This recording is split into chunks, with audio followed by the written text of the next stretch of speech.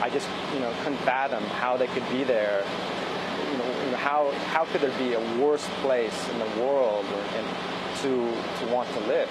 And they are clinging to this hope because they had heard that there might be a big camp set up there. And apparently some government officials, it's not clear who, had told them that they might be able to find housing of some sort.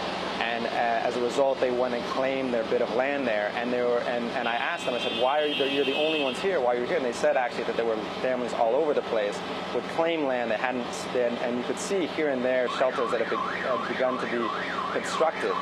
But it just struck me, it hit me so hard because they just seemed totally without hope, without spirit, and to be reduced to this level where they would want to live in a place like that was, it really shows how desperate the situation continues to be here in Haiti.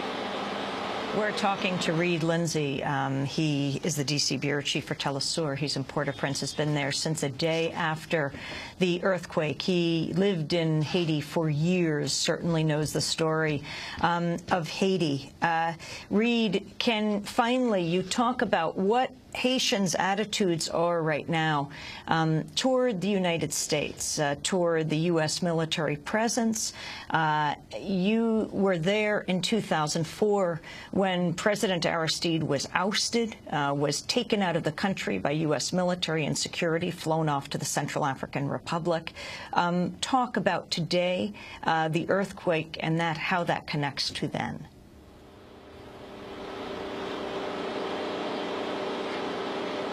Well, of course. Actually, I wasn't there when Aristide was taken. I was in a few weeks previous to that. I actually had to leave shortly before, but I was there from October 2004 on.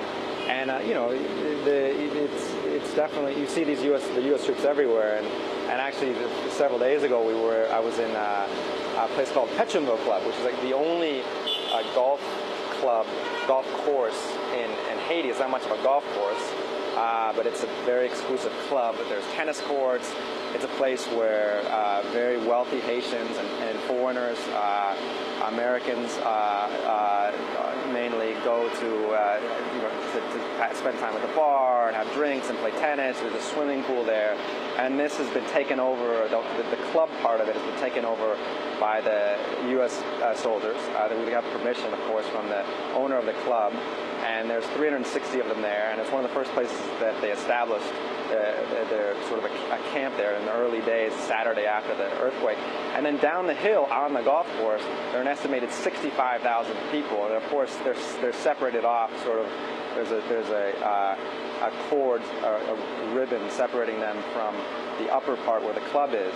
And those soldiers are there. In fact, talking to people there, they're appreciative because they've actually gotten some help, much more help than I've seen in any other camp.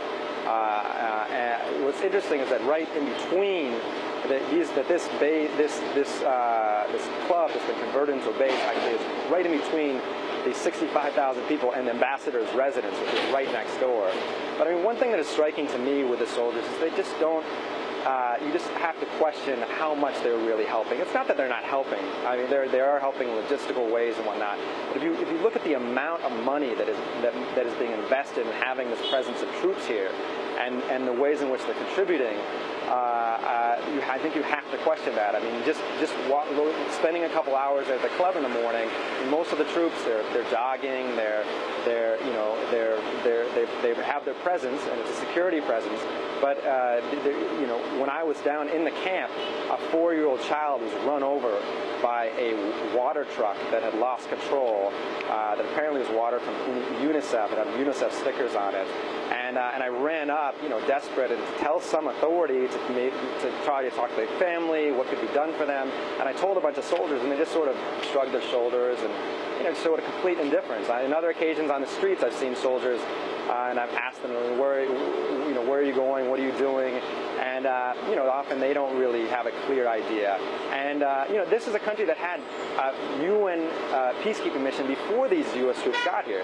And security is not an issue. It is always the #1 issue for the international community since I've been here.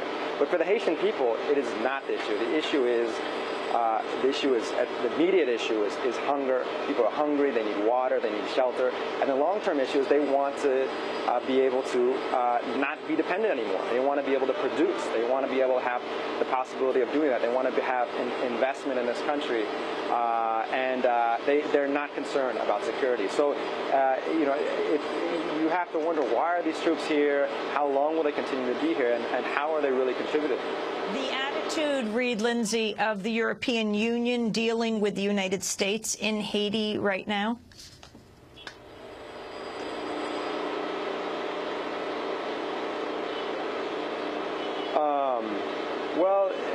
The attitude of the Haitians toward the European Union? The attitude of European Union and how it's dealing, and how the United States is dealing, and also the issue of Haitian migrants, Haitians that are trying to leave Haiti right now. Well, both the injured, but also those who are just trying to leave.